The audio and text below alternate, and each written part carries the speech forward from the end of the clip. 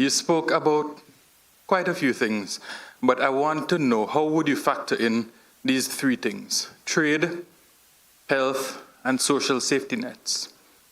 Just those three. Ooh, okay, sir. And that was the easy one. And you know, so a lot of what I'm thinking about, so let me start with social safety net. Caribbean societies, on the surface, we invest quite a lot in our safety nets. There's a lot of access to education. There's a lot of access to health. And I think the safety nets that we have in place, I think are a major factor why we tend to score that high on the human development index. So when I think of the social safety net, it's there, but how effective is it? And I think that goes to the heart of what I was speaking about in terms of education, healthcare. We have these safety nets in place, but what is the quality of the service? So I operate in Antigua, and there is a lot of investment in public healthcare, but it's also very clear to me that the mindset in Antigua is if I get sick, I want to get on a plane to Miami. So you have so you have a healthcare system. What are the outcomes? Despite this investment, we still have this NCD crisis. So the safety net is there. I think it's important, but I'm very keen on to what are the outcomes? What is the quality? Because it's a lot of investment. Health, I think, is critical. I guess I kind of lumped the health and the education together as similar issues. The health I see as critical with that CCC crisis. It's clear that we are investing a lot in human capital, but because of this chronic disease crisis, there's significant morbidity and mortality, which really erodes the return we get from that investment. Maybe we have a lot of lost sick days, persons dying early from these diseases, and just the cost of care. So, for example, in Barbados, governments get judged a lot on the quality of healthcare. And the public complains a lot about the quality. And my colleagues in the medical field say, you know, the hospital is just drowning under the NCD crisis. It was not designed for managing persons on a significant number of persons for 15, 20 years on dialysis and so on. So with the safety net and the healthcare, my focus really is on the quality and the outcomes. I think we've done a good job in providing the access, but what is the accountability of these systems? What is the quality that we are getting for that significant investment? Trade, well, again, trade is just part of our lives. As an island nation, small island nation, one has to trade, so I didn't really delve too much into that trade aspect because I sort of take that as a given, and it's not my expertise anyway. Yes, thanks.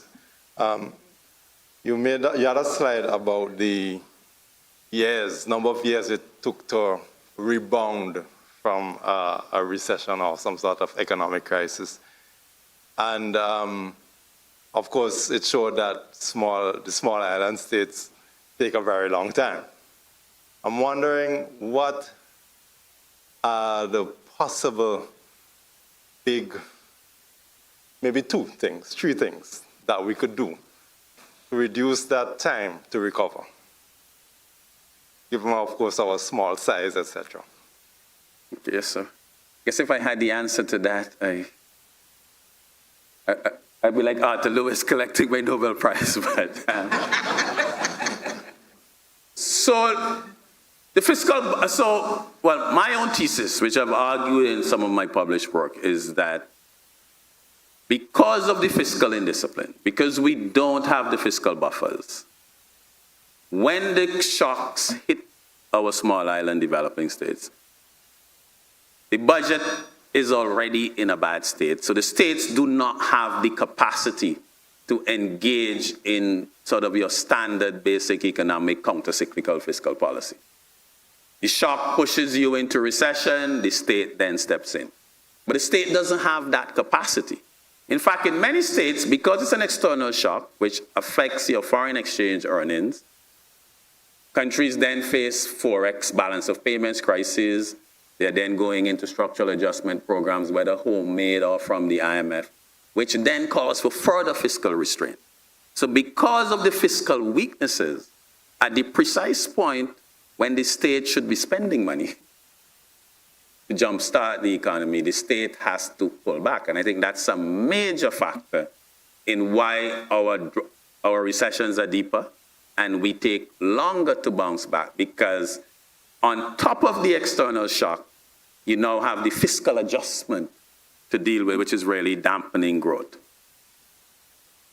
I had a slide on it initially, and then I took it out because I didn't want to sound too wishy-washy on it, but because it's really the big holy grail. How do we have some more economic diversification?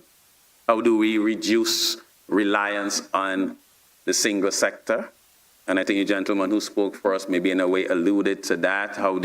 What sort of economy you want to build? But I tend to think that diversification is a whole lecture in its, because it's something we are aware of. We know it. There's been a lot of discussion, but moving to a more diversified type of economy with your limited space and resources and so on.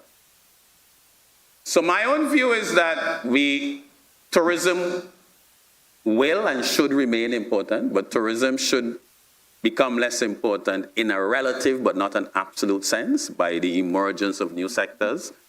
I think the investment in renewable energy has the potential to give us a sector that is home-based, that is saving foreign exchange. So I see that as a critical element of the diversification. And I hope I have given you a half-decent answer. Good evening, Stephanie Pascal, Dominican, junior economist here at the ECCB. My question has to do with the policy suggestion in regards to universal education, early childhood education. You gave this staggering statistic about CXC with the pass rates. And when we really look at what has happened throughout our countries, we would say, and you agreed as well, you would say we have made access much more widely available. So why then are you proposing to create more access, as we are seeing that the results are declining compared to looking at curriculum restructuring, looking at better strategies? So just expound on that as to why you choose more access compared to other strategies. Okay, so yes, good question. So I suppose as a little boy in St. Vincent, going to the Grenadines a lot, and when the boats break down, you can't stop in the middle of the ocean. So there was a saying that you have to fix and sail at the same time. So I think we have to address the outcome deficiencies in our primary and secondary school system. But at the same time, we also have to invest in providing that access for early childhood education, because it's one area of access that we have not really gone into across the board. We have really focused on the primary and secondary. But there's just too much evidence coming out in terms of research in education that those first 3-4 years are just quite critical in brain formation, discipline, how you actually succeed in the education system. If we don't have intervention at this stage, then a lot of the investment at the higher level might not give you the returns. And those early years are sometimes where poverty, unstable households, etc., where there is the greatest impact. So you have someone who is a low-level worker in a hotel, and we were talking earlier, they are working the graveyard shift. Who's taking care of their kids when they're doing all of that? I mean, unless somebody asked about the bottom 40%, and I'm not always clear that when we are making policy, we really have an understanding of lives and what are the challenges there. So I see the early childhood intervention as just critical because of the evidence, And if you don't have that base, then the investment at a higher level, you're not going to get the returns.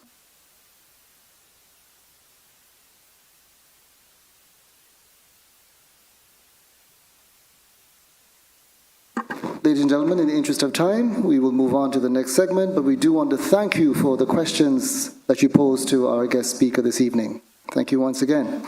So, Dr. Robinson, we have a small token of appreciation to present to you, and to do the honors, we'd like to invite up our Chief Director of Policy, Ms. Tracy Polius, to present that token to you.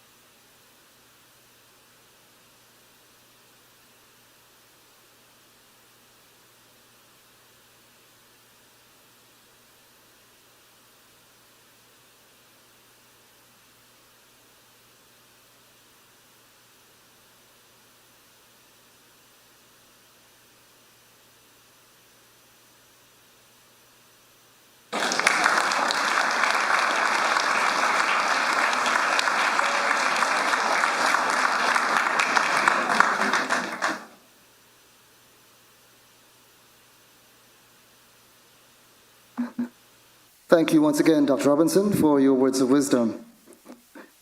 Ladies and gentlemen, as is customary, and in building on the tradition of augmenting the knowledge base of our educational institutions, we now move to the presentation of the 16th Sir Arthur Lewis Memorial Book Award. And to do the honors for us this evening, we will call on Ms. Carmen Blanchard Brown to introduce the book award. Carmen?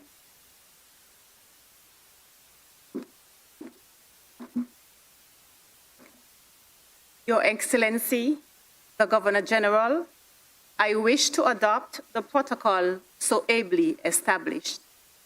Ladies and gentlemen, good evening. It gives me great pleasure to present the 16th Annual Sir Arthur Lewis Memorial Book Award to the St. Vincent and the Grenadines Community College. This occasion marks another significant milestone in our shared commitment to advancing education and fostering intellectual growth within the Eastern Caribbean Union. The Sir Arthur Lewis Memorial Book Award was established in 2009 to honor the life and legacy of the late Sir Arthur Lewis, the Caribbean's Nobel laureate and one of the pioneers of development economics. Sir Arthur believed that the advancement of nations was rooted in the development of their people, particularly in empowering the youth through education. His teachings emphasized the importance of knowledge in shaping a better future. It is in that spirit that we present this award. At the Eastern Caribbean Central Bank, our commitment to public education and community outreach has always been driven by the belief that knowledge is a key tool for transformation. This is why we place such value on supporting the academic development of students across the Eastern Caribbean Currency Union. This collection of books presented to the college students some of the most recent and widely sought publications in the fields of development economics, political science, and literature. The books are an invaluable addition to the library of the St. Vincent and the Grenadines Community College. We encourage the students to read and research regularly. With the help of these resources, we are confident that the students of the St. Vincent and the Grenadines Community College will be well prepared to emerge the next generation of leaders who will continue to shape the future of our region and beyond.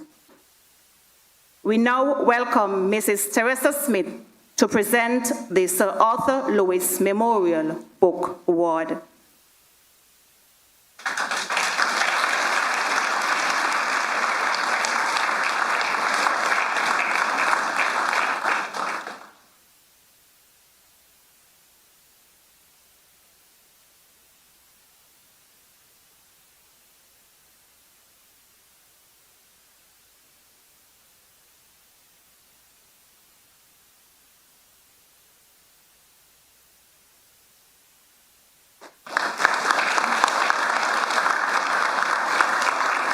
Thank you.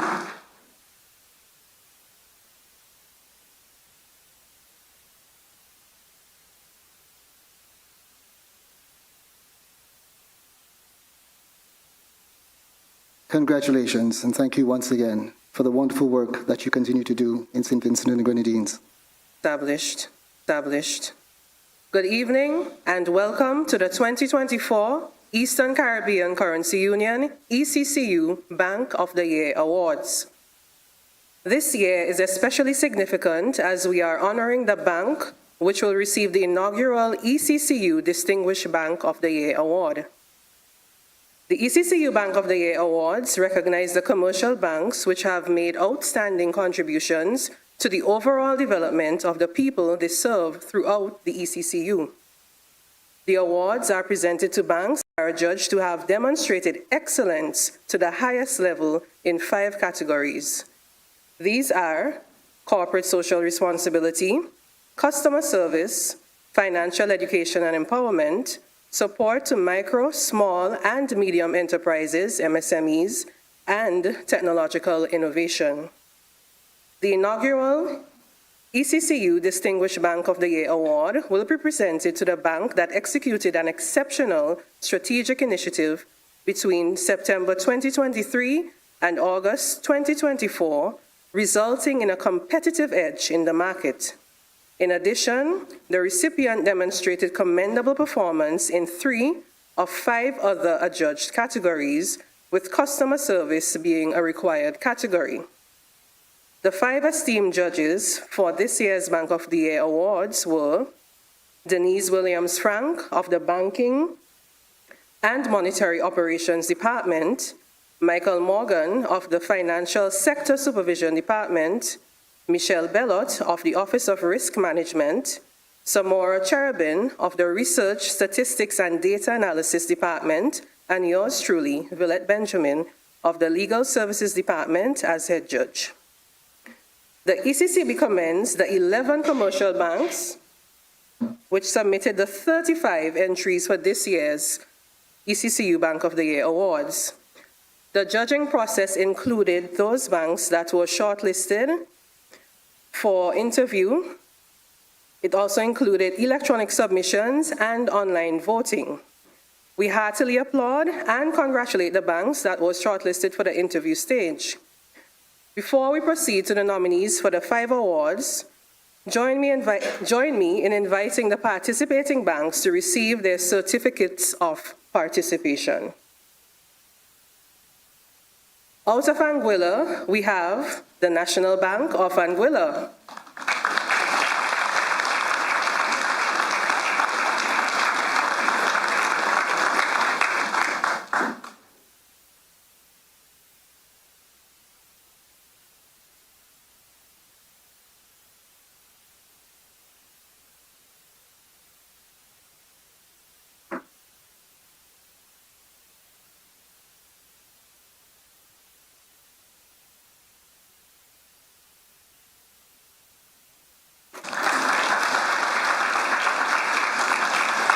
From Wadadli, Antigua and Barbuda, ACB Caribbean.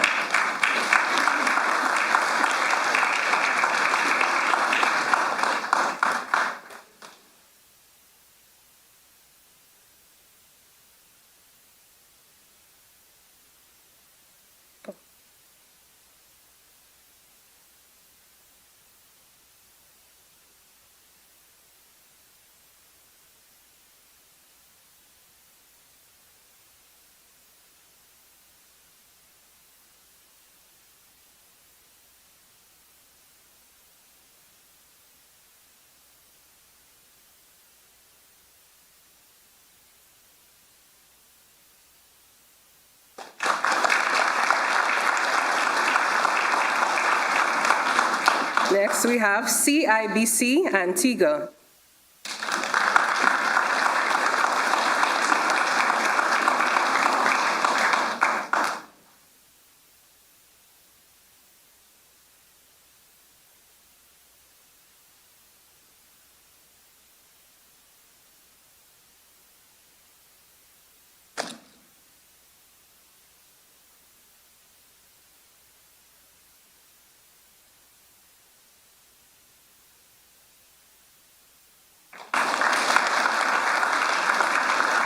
Followed by Eastern Caribbean Amalgamated Bank.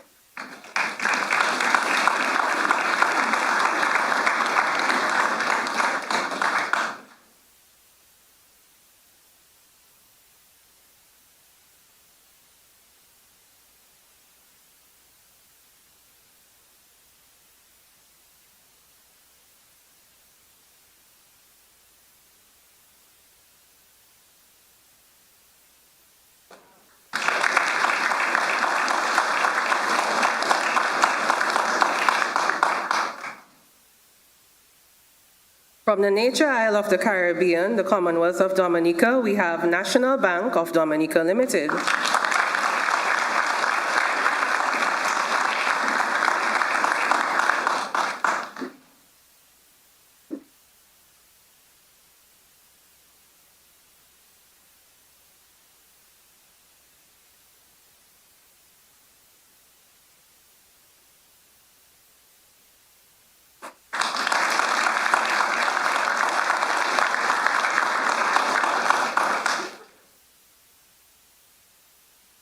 Hailing from the Spice Isle, Grenada, we have Grenada Cooperative Bank Limited.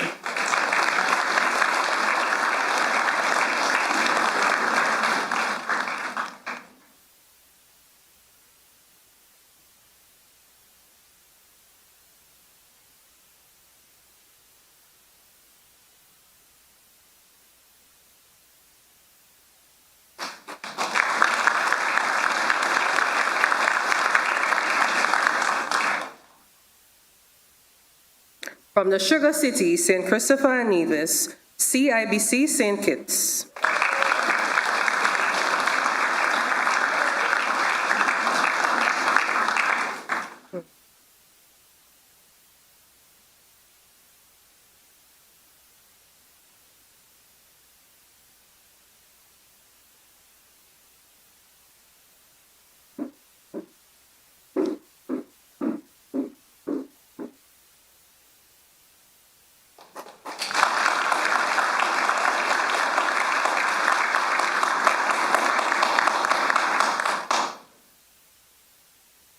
We also have St. Kitts Nevis Anguilla National Bank.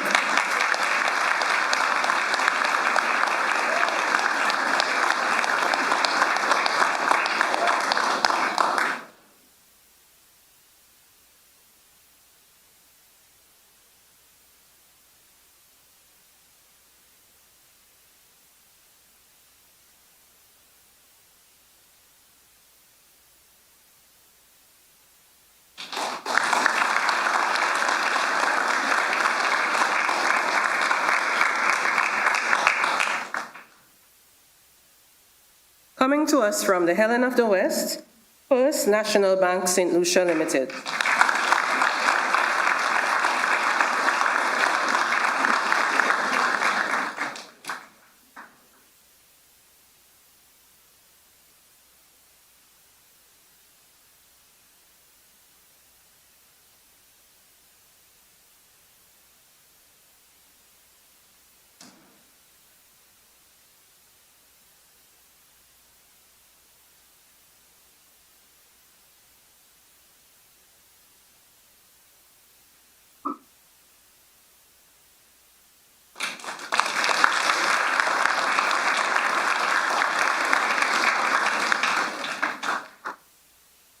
Next, we have Bank of St. Lucia Limited.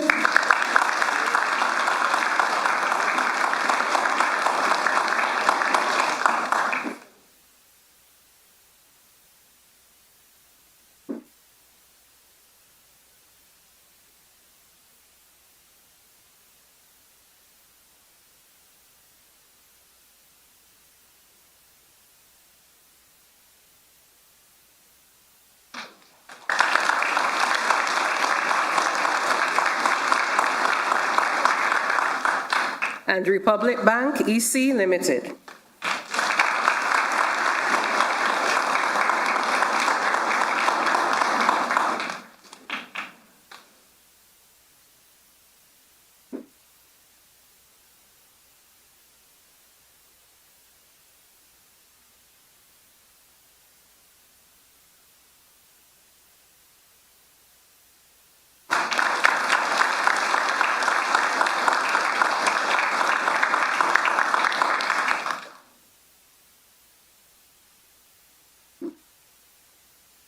We now move on to the presentation of the awards. We commence with the area of corporate social responsibility. The recipient of the 2024 ECCU Bank of the Year Award for Corporate Social Responsibility demonstrates how it exhibits company values through positive influence on surrounding communities through environmental, youth, women, and senior citizens programs and/or sponsorships. The shortlisted nominees for this category are Bank of St. Lucia Limited, Republic Bank EC Limited, and Grenada Cooperative Bank Limited. And the recipient for the 2024 ECCU Bank of the Year Award for Corporate Social Responsibility is Bank of St. Lucia Limited.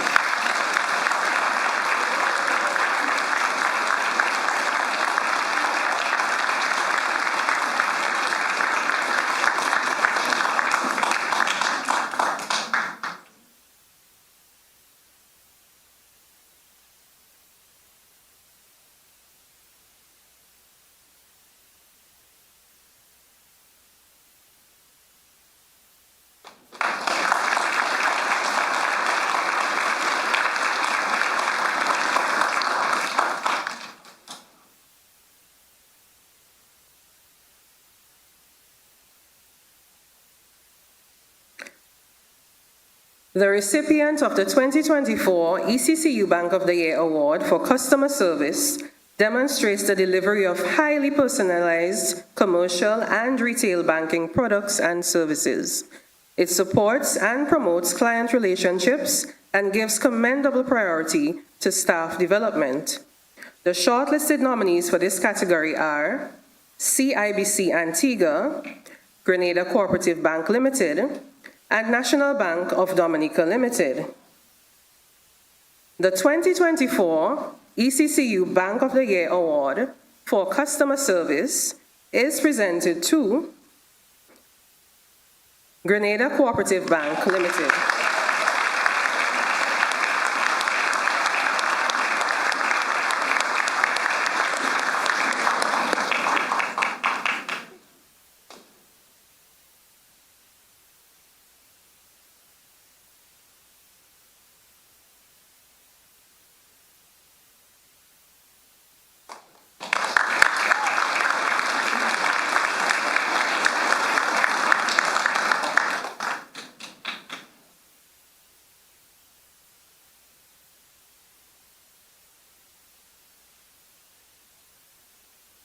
To demonstrate its commitment to promoting financial education and empowerment, the recipient of the 2024 ECCU Bank of the Year Award for Financial Education and Empowerment gears its efforts towards enriching its customers' understanding of financial services and products, entrepreneurship, and general savings and investment issues. There were 2 shortlisted nominees for this category: Bank of St. Lucia Limited and National Bank of Dominica Limited. This year's award for the financial education and empowerment goes to the Bank of St. Lucia Limited.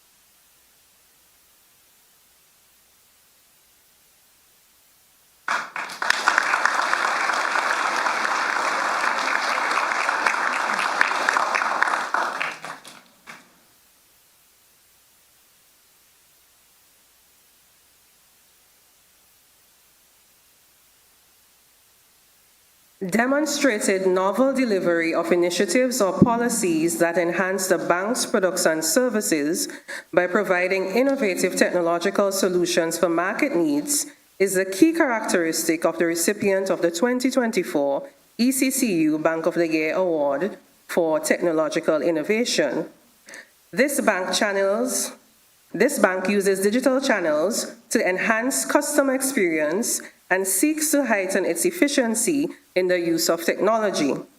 The shortlisted nominees for this category are CIBC Antigua and National Bank of Dominica Limited.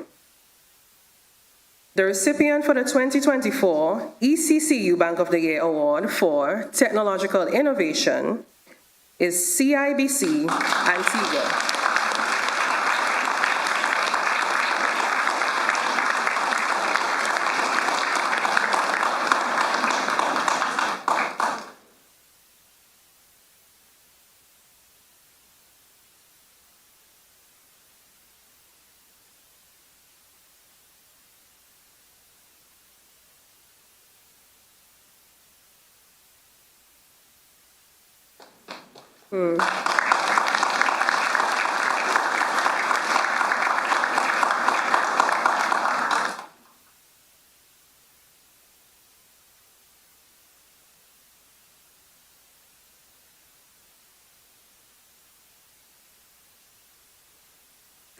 We now address the category of support to micro, small, and medium enterprises, MSMEs.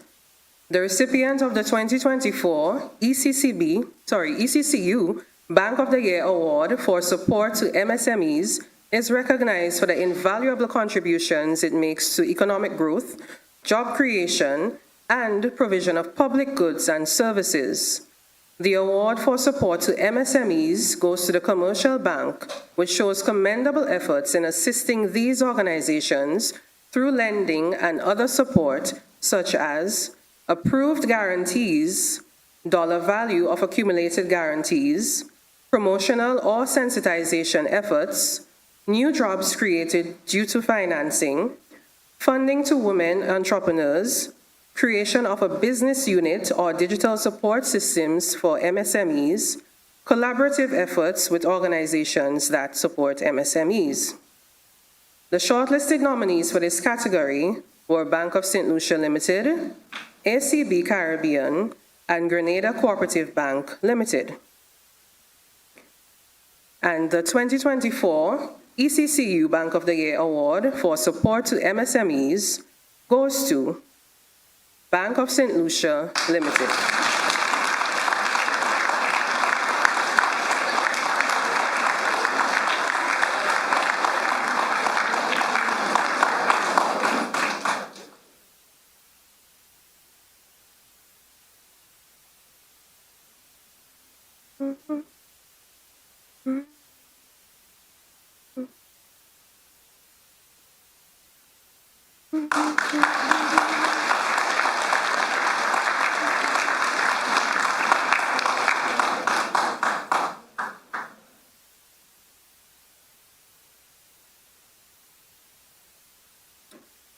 And by now, I'm sure that you've been at the edges of your seats, waiting for us to announce the 2024 ECCU Distinguished Bank of the Year Award. The commercial bank receiving the 2024 ECCU Distinguished Bank of the Year Award is recognized for its capacity to transform challenges into opportunities within a dynamic business landscape through its strategic initiatives and business practices. The shortlisted nominees for this category were Grenada Cooperative Bank Limited, Bank of St. Lucia Limited, National Bank of Dominica Limited, and CIBC Antigua. It is our distinct honor to award the 2024 and first ever ECCU Distinguished Bank of the Year Award to Bank of St. Lucia Limited.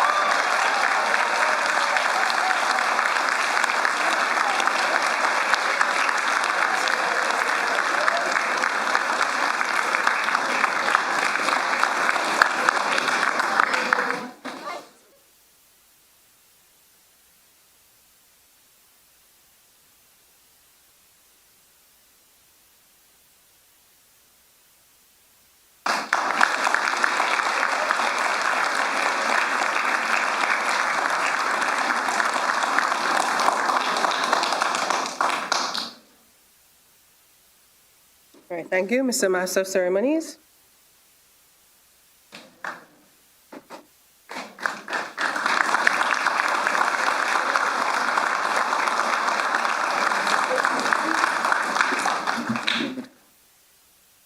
Thank you, Villette, for so ably executing your duties. We'd like to congratulate all the winning banks this evening, especially Bank of St. Lucia. Almost had a clean sweep there. We want to encourage you to continue to put our region and put our people first as we continue along the path, as our governor likes to say, along the path of our big push to double the size of our economies in the next 10 years. And you are indeed a very important player in this effort. Governor, we'd like you to remain on stage, and we'd also like to invite on stage again Mrs. Byron Cassius as we present to you a little token of appreciation to you.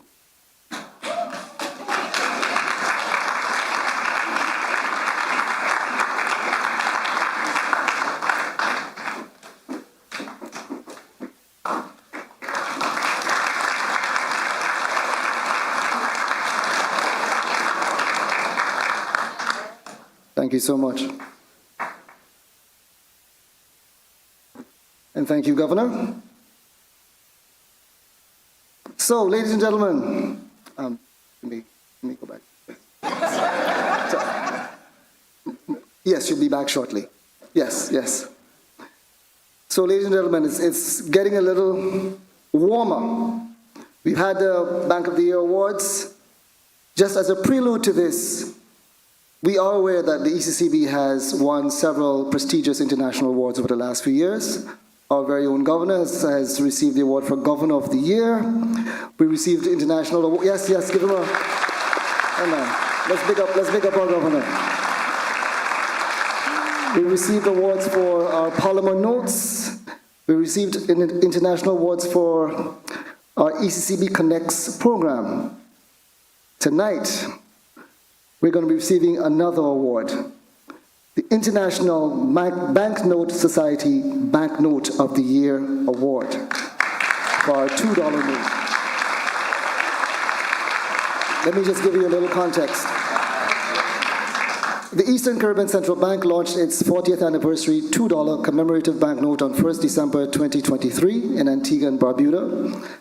The note was designed and produced in collaboration with the bank's currency partner, De La Rue, and features the latest in currency security and innovation. It also celebrates the region's heritage. A portrait of the legendary former West Indies cricketer, Sir Isaac Vivian Alexander Richards, affectionately known in the cricketing world as the Master Blaster. Those of you who are too young to know about Vivian Richards, please go on YouTube and look it up. The guy was a destroyer. So the Master Blaster is also featured on the note. The ECCB captured the 2023 Banknote of the Year Award from the International Banknote Society, IBNS. The IBNS selected the ECCB's $2 commemorative note as the Banknote of the Year from a pool of almost 100 newly designed and widely circulated banknotes released in 2023. Almost 100. Notes from 15 countries representing 3 continents, Africa, Asia, and South America, 5 island nations, and the Middle East were nominated for the award. Now hear this. According to the IBNS, the EC $2 commemorative note was the overwhelming favorite. Let me say that again. It was the overwhelming favorite from the onset of the voting. So we had our own Usain Bolt moment. The race was over before it even began. From the onset, it was the overwhelming favorite. So I now invite Mr. Sam Assad, a representative. Okay. We will show you a short video clip of the notes, and then we will invite a representative from the IBNS to come forward. Let's take a look at the video clip. Introducing the EC $2 commemorative note. In celebration of the ECCB's 40th anniversary, the $2 note is elegantly marked with ruby red highlights. A closer look at the note will reveal an aquatic design which depicts our region's rich marine life. The window of the note provides a glimpse of our fauna, delicately captured in the aqua blue tinted holographic foil. The EC $2 note also features the latest in currency security and innovation. It celebrates our region's heritage as it showcases our legendary cricketer, Sir Vivian Richards, the Master Blaster. The EC $2 note will be available at commercial banks throughout the Eastern Caribbean Currency Union from 6 December, and you can use it to conduct your normal business. The EC $2 commemorative note, security, innovation, and celebration.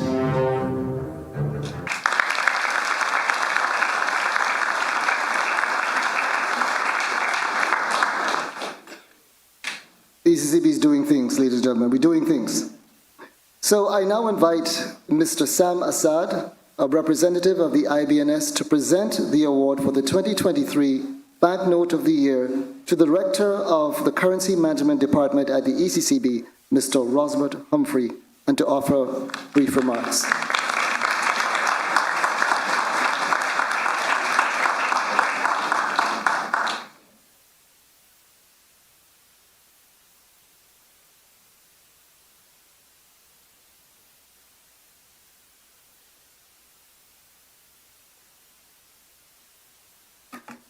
Your Excellency, ladies and gentlemen,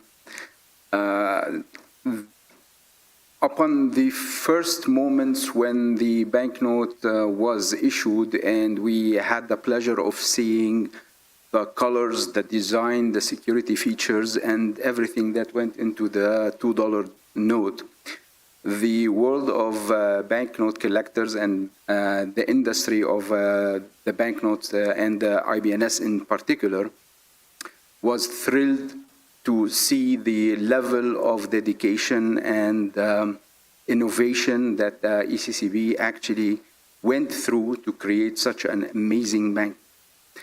There was a voting that took around 3 months to complete. There was around 2,000 members, and the overwhelming majority of votes came in favor of the magnificent $2 note. So congratulations to the ECCB, congratulations to everybody behind it. A will much deserved.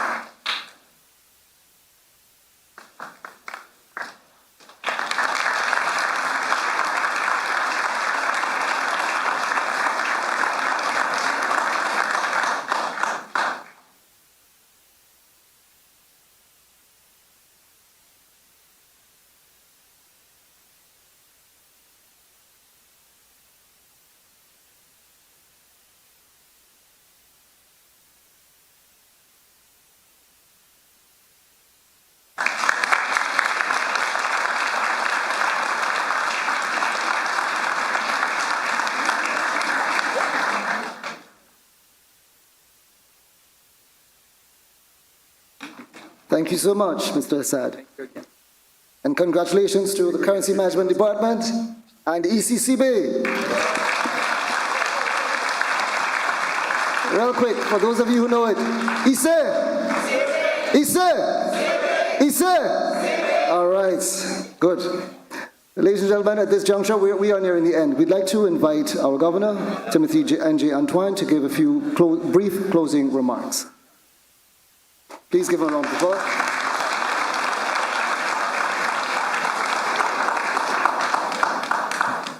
Thank you very much, Master of Ceremonies, Leon Bullen, Senior Economist here at ECCB. I will stand on the protocols established, but I do need and must recognize the Governor General, Dame Marcella Lai-Bird, Governor General of St. Kitts and Nevis, Deputy Prime Minister Hanley, our Chairman of Monetary Council, Premier of Anguilla, Honorable Dr. Ellis Webster, and also the Monetary Council Finance Minister of Grenada, Honorable Dennis Cornwall. Everyone else, welcome.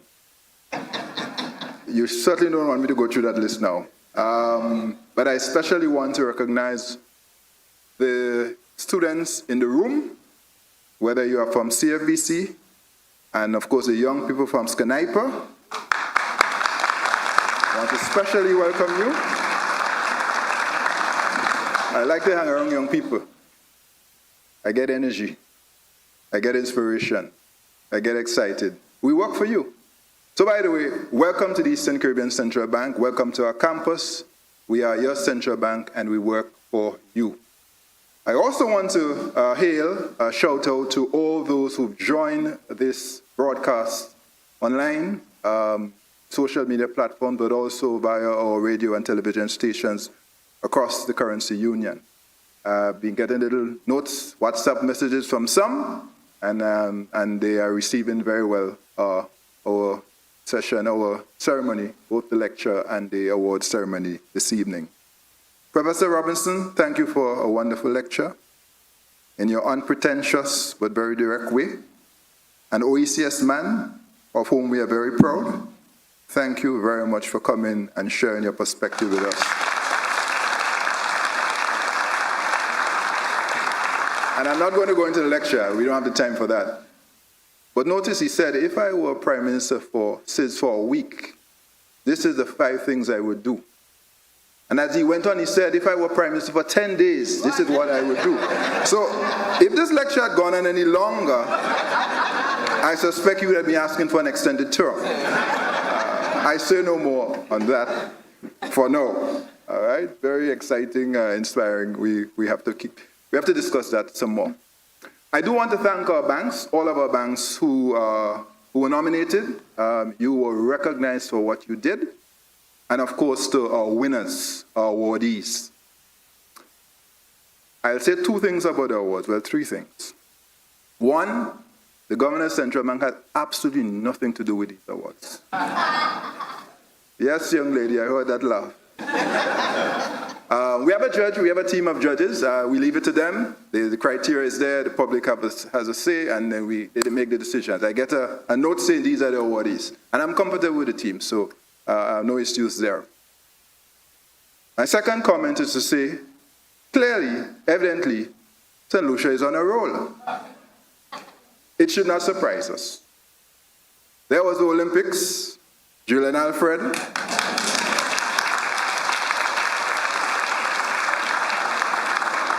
Then came CPL, St. Lucia Kings, and now ECCU Bank of the Year Award, Distinguished Bank of the Year. So congratulations to St. Lucia. St. Lucia is our largest member, by the way. It accounts for about 25% of the ECCU economy. So congratulations to you, St. Lucia. Bank of St. Lucia. And the third thing I'll say about the awards is that we introduced last year the award for SMEs, small, medium enterprises, small businesses. And the main premise for that award, the main determinant of that award, is the support of our banks for our partial credit guarantee program. If you've never heard of it, very simply put, we launched this program in October 2020, middle of the pandemic, to support small businesses. You can get up to $700,000 as a guarantee through your bank, credit union, or development bank. Not all of our credit unions are participating. They're now coming on board. A couple of our development banks have already started. Development Bank in St. Lucia, Grenada Development Bank, for sure those have started. Others are hopefully going to come online. But it's open to everyone. And we are very keen to see more take-up of that program. To date, we've had about 130 guarantees, about 37 in Grenada, I believe about 35 in St. Lucia, and then St. Vincent, and we have 2 in St. Kitts and Nevis. We want to see more take-up of that program. The loans issued so far around value around 15 million, 1.5. The guarantees around 12, 1.2. Our initial hope was that we'd at least be able to do 250 guarantees of about $30 million in value and then press on. So I'm being very direct with our banks today. tonight. We need you to take this program and move it along a lot faster. So for all of you who don't know, it is simply through your bank, credit union, or development bank, you go for a loan based on certain qualifying criteria, you can get a guarantee of, say, 75 or 80%. If it's a $100,000 loan, $100,000 loan, the guarantee could be around $80,000. And we found this is very important because many of our small businesses struggle to bring either collateral, certainly don't have a track record, and many do not have the connections to get the loan. We cannot double the size of our economies, the big push, without small businesses. Small businesses are essential. Small businesses account and are the single largest source of employment in our currency union. That is also true in the United States, the largest economy in the world. So there's a deliberate strategic move by our central bank with the Partial Credit Guarantee Corporation. I want to recognize the chairman of the corporation, Mr. Michael Spencer, who's here, and the board members, some of whom are here. There's a deliberate move by us to support small businesses. We've made the move. Now it's your turn. Banks, credit unions, and others. Governments have supported us through this program. They have invested. Now we need to see the results of that investment. That's all I wanted to say on that. Obviously, I'm unashamedly making a plug for the program because of what it needs to do for our region, and this is why it is now one of the awards that we give at the Bank of the Year Awards. Let's see who gets it next. Last year it was Republic Grenada. This year it's Bank of St. Lucia. Let's see who gets it next year. I put on the challenge. Let me see what you have next year. We'll see, God willing. Ladies and gentlemen, I'm between you and the break and refreshments, and therefore I'll say no more for now. Tomorrow morning we will convene the conference, and I'll have a few more words to share at the opening plenary. But suffice it to say, I want to thank everyone for your full participation. I'm told this is one of our bigger turnouts of Sir Ludo's lecture, and I know there are many online who are enjoying the lecture and enjoying the ceremony, the awards ceremony, and I want to thank all of you on behalf of all of us here at ECCB. It is a pleasure to serve you. It is a joy to serve you. We delight in serving you, and we want to do even better. So continue to give us the feedback, because around here we say feedback is a gift. And every day we challenge ourselves, because we have to make a distinct choice. We either going to curse the darkness or light a candle. Every day, you must choose to light a candle. That's what we try to do around here. You see those awards that were mentioned, the 6, 7, how many awards we've gotten in the last 5, 6 years? It's a deliberate, we don't set out ourselves to get awards, we're grateful. But we are very clear-minded about the need for us to strive for excellence, to drive innovation, and to light candles. That is what we must do together. And I'll close with something I've always said. It's a little anthem around here by now, and it's an original quote of mine. As a region, we cannot change our history, nor can we change our geography. But together, we can and must elevate our development trajectory through innovation and collective action. Thank you. God bless you all.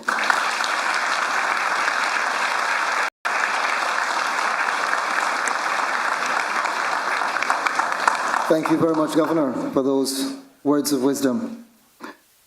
Ladies and gentlemen, we want to thank you for being a wonderful audience. We thank you for your time, your patience, your attention. We ask you now to please stand as we allow our Governor General and other dignitaries to depart, after which you're all invited to join us to some cocktails around the fountain, where you'll be treated to a live band. So hope you walk with your dancing shoes tonight. Gonna have some good food and some music.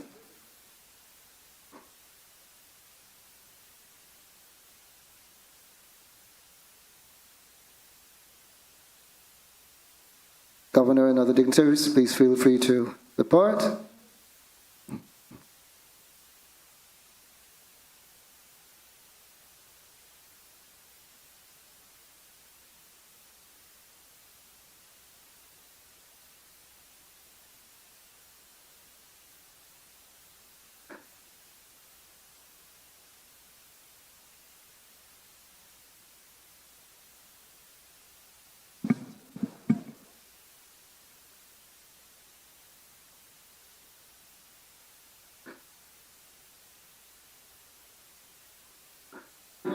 Thank you once again.